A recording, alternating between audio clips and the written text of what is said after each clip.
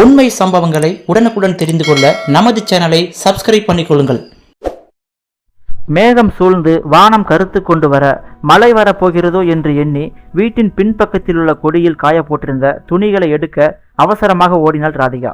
துணிகளை எடுத்துக்கொண்டு பக்கத்தில் இருந்த கொய்யா மரத்தில் காய்த்து கிடந்த ஒரு கொய்யாவை தன்னுடைய சின்ன வாயால் அவசரமாக கொத்தி தின்னும் அணிலை பார்த்து ரசித்து கொண்டிருந்தாள் ராதிகா.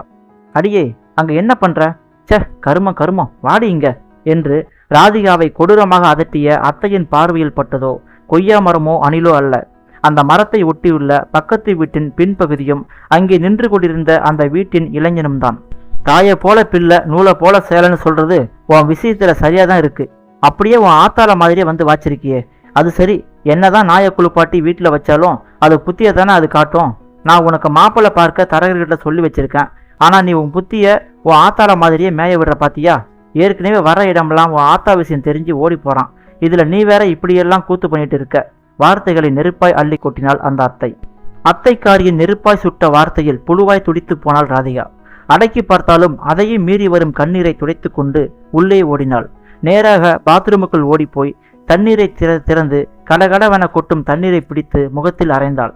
பொங்கி வந்த கண்ணீர் தண்ணீரோடு கலந்து வழிந்தது. அம்மா, நீ ஏன் அப்படி செஞ்ச? என்னை பிடிக்கலன்னா ஏன் பெத்த? எல்லாருக்கும் வாழ்க்கையில் காதல் வரலாம், தப்பில்லை. ஆனா ஒருவனை காதலிச்சவனை கல்யாணம் பண்ணிக்க முடியலனா அத்தோடு அவனை மறந்துட்டு கட்டிக்கிட்டவனுக்கு உண்மையா வாழணும். ஆனா நீ என்ன பண்ணன? என்னையும் பெத்து போட்டுட்டு அதுக்கு பிறகு எங்க அப்பாவையும் தவிக்க விட்டுட்டு உன்னுடைய காதலனோடு சேர்ந்து வாழ போயிட்டியாமே. நம்ம ஊரும் உறவும் அப்படித்தானே சொல்லுது.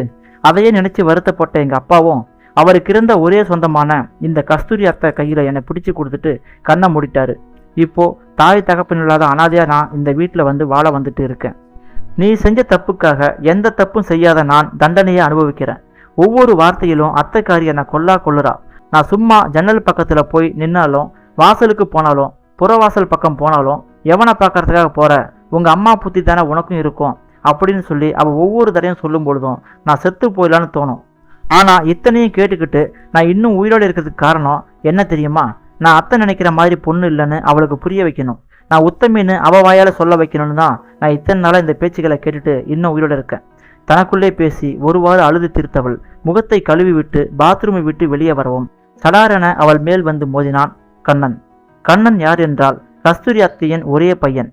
பள்ளி படிப்பை கான்வென்ட்டில் முடித்துவிட்டு கல்லூரி படிப்பையும் ஹாஸ்டலில் தங்கி படித்துவிட்டு இப்பொழுது பேர் வாங்கிய ஒரு பெரிய கம்பெனியில் நல்ல மரியாதையான உத்தியோகத்தில் இருக்கிறான். 1 மாத விடுமுறைக்காக இப்பொழுது வீட்டுக்கு வந்திருக்கிறான். அச்சச்சோ, சாரி ராதிகா, நான் கவனிக்கல என்று அவன் மன்னிப்பு கேட்கவும், இல்ல பரவாயில்ல, நான் தான் பார்த்து வந்திருக்கணும், தப்பு என் மேலதான். அவன் முகத்தை நிமிர்ந்து பார்க்காமல் கீழே குனிந்தவாறு அவள் பதில் சொன்னாள். எதேச்சையாக அந்த பக்கம் வந்த கஸ்தூரி அத்தையின் கண்ணில் இவர்கள் இருவரும் பேசிக்கொண்டிருப்பது அவள் கண்ணில் பட்டது. ஆத்திரம் தலைக்கேற வேகமா வந்தாள். ஏண்டி, நீ அடங்கவே மாட்டியா? கொஞ்ச நேரத்துக்கு முன்னாடி தான் அவ்வளோ சொல்லியும் நான் சொல்லியிருக்கேன். இப்போ என்னடனா ஆட்டை கடிச்சு மாட்டை கடிச்சு கடைசியில மனுஷனை கடிச்சு கதையா என் பிள்ளையவே வளைச்சி போட பாக்குறியா? இல்ல வீட்டுல ஒரு ஆம்பளை புள்ள இருக்கு, அடங்கி உடங்கி இருக்குன்னு நினைக்காம இப்படி அங்கிட்டு இங்கிட்டு நடந்து அவனை மயக்க பாக்குறியே, உனக்கு வெக்கமா இல்ல? சி, என்ன ஜென்மமோ, அப்படியே அவங்க அம்மாவை போல புத்தி அப்படின்னு சொல்லி வழக்கம் போல கஸ்தூரி அவளை கரிச்சு கொட்ட, அம்மா போது நிறுத்துங்க, என்ன பேசுறீங்க? கண்ணன் கோபத்தில் கத்தினான். அவன் கோபத்தை கண்ட ராதிகா திடுக்கிட்டு நிமிர்ந்து பார்க்க கஸ்தூரியோ அதிர்ச்சியில் உறைந்தாள். என்னடா என்னையே அதட்டுற? மகனை பார்த்து அதிர்ச்சியை கேட்க, பின்ன எதுக்கு இப்படி இந்த பொண்ணை பார்க்கும் போதெல்லாம் கரிச்சு கூட்டுறீங்க? நீங்க பார்த்துப்பீங்கன்னு சொல்லி நம்பிதானே மாமா இவளை உங்க கையில ஒப்படைச்சாரு. அவளை இங்க இருக்கிறது உங்களுக்கு பிடிக்கலன்னா எதையா ஹாஸ்டல்ல சேர்த்து அவளை விட்டுருக்கலாம்ல. அதை விட்டுட்டு அவளை இங்கேயே பக்கத்திலேயே வச்சுக்கிட்டு எப்ப பார்த்தாலும் கரிச்சு கூட்டுறீங்களே. எப்ப பார்த்தாலும் அவளை பக்கத்திலேயே வச்சுக்கிட்டு அவளை நோகடிக்கிறீங்களே. தொட்டதுக்கெல்லாம் உங்க அம்மா புத்தி தான் உனக்கு, உங்க அம்மா புத்தி தான் உனக்குன்னு சொல்லி அவளை சாகடிக்கிறீங்களே. அவள் தானே புழுவா துடிச்சு போறா. தாயை போல பிள்ளை நூலை போல சேலன்னு சொல்லுவாங்க, அது உண்மைதான். ஆனா ஒரு சில நேரங்கள்ல ஒரு சில விஷயங்கள்ல வேணா அது ஒத்து போகலாம். அதுக்காக இந்த மண்ணுல வந்து பிறக்கிற ஒவ்வொரு குழந்தையும் அப்படியே அவங்க அப்பா அம்மாவோட குணத்தோட தான் இருப்பாங்களா? அப்படி ஒன்றும் கட்டாயம் கிடையாதுமா. இந்த உலகத்துல ஒவ்வொருத்தருமே தனித்துவமானவங்க, ஒருத்தரை போல ஒருத்தர் இருக்க மாட்டாங்க. இன்னும் சொல்ல போனா ஒரு திருட்டு பையோட பையன் கண்டிப்பா திருடனா தான் இருப்பான்னு சொல்ல முடியாது. அவன் நல்லவனா கூட இருக்கலாம். அதே போல உத்தமனா இருக்கிற ஒருத்தரோட பையன் பயங்கர திருட்டு பயலா இருக்கலாம். ஒரு குடிகாரனோட பையன் நல்ல பழக்க வழக்கங்களோடு நல்லா படிச்சு ஒரு மாவட்டத்துக்கு கலெக்டரான கதையும் பார்த்துருக்கோம்.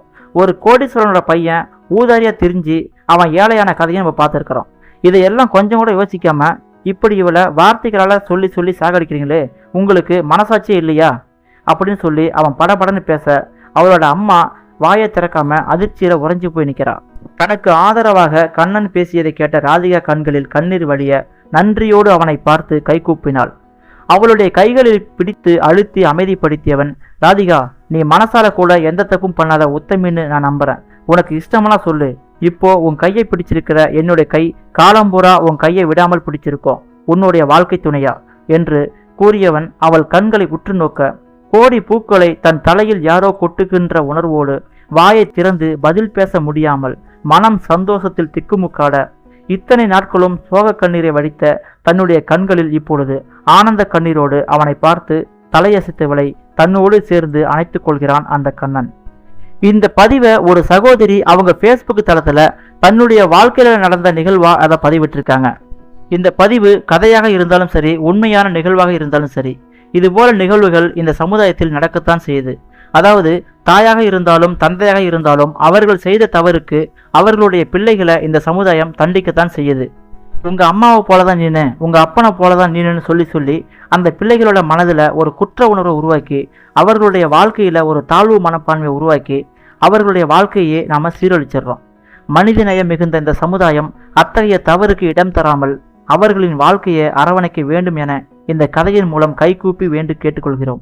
நம்ம வீடியோ உங்களுக்கு பிடிச்சிருந்ததுன்னா நம்ம வீடியோவை லைக் பண்ணுங்க, உங்க ஃப்ரெண்ட்ஸுகளுக்கு ஷேர் பண்ணுங்க, மறக்காம நம்ம சேனலுக்கு சப்ஸ்கிரைப் பண்ணிக்கோங்க. மீண்டும் ஒரு உண்மை சம்பவத்துடன் அடுத்து வர வீடியோவை சந்திக்கலாம். உலக செய்திகளை உடனுக்குடன் தெரிந்து கொள்ள நமது சோசியல் உண்மை சேனலை மறக்காமல் சப்ஸ்கிரைப் பண்ணிக்கொள்ளுங்கள்.